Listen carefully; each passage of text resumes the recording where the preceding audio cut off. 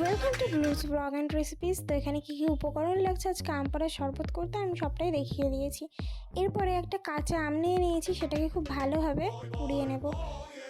উল্টে পাল্টে একটু ভালো করে পুড়িয়ে নেওয়ার পরে এবার একটা পাত্রে একটু জল আর তার মধ্যে এক দু কিছু বরফ দিয়ে দিয়েছি, যদিও বরফটা গলে গেছিলো। এরপরে আমটার ভেতরে দিয়ে খুব ভালোভাবে খোসাটাকে ছাড়িয়ে নিতে হবে। তো আমটা যেহেতু ভীষণ গরম, সেই জন্য আমি জলের মধ্যে দিয়েই ছাড়াচ্ছিলাম। প্রথমে আমি চপার বোর্ডের উপরে নিয়ে ছাড়াতে গেছিলাম, কিন্তু হাতে এত বেশি গরম লাগছিল তাই আর ছাড়াতে পারিনি। তাই জলের মধ্যে নিয়ে ভালোভাবে আমের খোসাটাকে ছাড়িয়ে নিয়েছিলাম। আসলে এই গরমের মধ্যে না এরকম একটা ঠান্ডা ঠান্ডা শরবত হলে বেশ ভালোই হয়। আর প্রত্যেক দিন ওই দোকানের কেনা থামস আপ বা 7 আপ খাওয়াটা একদমই ঠিক না, কেননা ওর মধ্যে প্রচুর পরিমাণে চিনি থাকে, যেটার জন্য কিন্তু আমাদের শরীরটা খারাপ হতে পারে। হ্যাঁ, শরবতেও চিনি থাকে, কিন্তু অত পরিমাণে নয়, এখানে জাস্ট স্বাদের জন্য দেওয়া থাকে।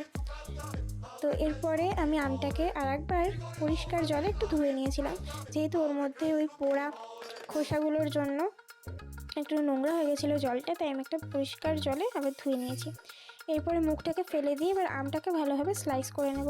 এতটাই গরম যে আমি আমটাকে ধরতেও পারছিলাম না। তারপরে যাই হোক ভালোভাবে আমটাকে স্লাইস করে নিয়েছিলাম।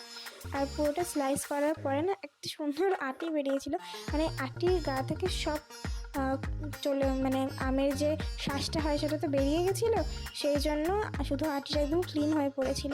এরপরে একটা ব্লেন্ডার জারের মধ্যে আমি আমের কুচিগুলোকে দিয়ে দিয়েছি, সঙ্গে দিয়েছি লেবুর রস,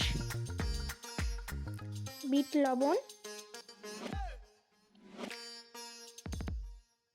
স্বাদ মতন দিতে হবে, ভাজা মশলা, আর দিয়েছিলাম কিছুটা পরিমাণ চিনি স্বাদ মতন, আর দিয়েছিলাম বরফ 8-10 কুচি, আর ওই 1/4 কাপ মতন জল।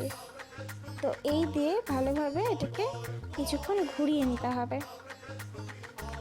এই গরমে না সত্যি এরকম একটা শরবত পেলে ভীষণ তৃপ্তি হয়।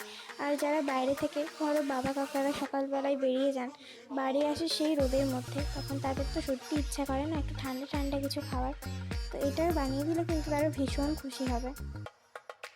এরপরে ব্লেন্ডারে দিয়ে আমি একটু ঘুরিয়ে নিয়েছিলাম, ব্যাস হয়ে গেছে। এইবার যেটা করতে হবে সেটা হচ্ছে ভালোভাবে একটা ছাঁকনি দিয়ে ছেঁকে নিতে হবে, কেননা এর মধ্যে আমের তো সেই গোটা শ্বাসগুলো আছে, সেগুলো যদি মুখে পড়ে খেতে একদমই ভালো লাগবে না।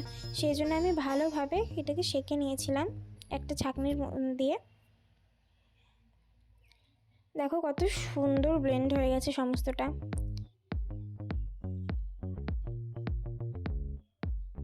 তো আমি সমস্তটা ছেঁকে নিচ্ছি যাতে করে একটু আর রস না থেকে যায়। এরপর আমি চিপে দিয়ে দিয়েছিলাম একটুখানি লেবুর রস, যাতে করে পোড়া পোড়া গন্ধটা না থাকে। এবার একটু ভালোভাবে লেবুর রসটার সঙ্গে মিশিয়ে দিয়েছিলাম। মেশানোর পরে এবার ঢেলে নেব গ্লাসে। তো এখানে আমি একটা কাচের গ্লাস নিয়ে নিয়েছি, এর মধ্যে আমি দিয়ে দেব এই শরবতটাকে। আর এর ফ্লেভারটাকে আরও সুন্দর আনার জন্য আর দেখতে সুন্দর করার জন্য আমি এর মধ্যে আরও কিছুটা বিট লবণ, ভাজা মশলা, একটু লেবুর রস দিয়েছিলাম। এই যে লেবুর রস দিয়ে দিলাম একটু বিট লবণ, আর দিয়ে দিচ্ছি একটু ভাজা মশলা। তারপরে একটা লেবু স্লাইস আমি লাগিয়ে দিয়েছিলাম গ্লাসটায়, আর স্ট্র দিয়ে আমার শরবত হয়ে গেছিলো খাওয়ার জন্য একদম রেডি। সত্যি এটা টেস্ট ছিল একদম 100 out of 100, দারুণ ছিল। আরে ভিডিও দেখা যখন হয়ে গেল তাহলে সাবস্ক্রাইবটাও করে দিয়ে যাও।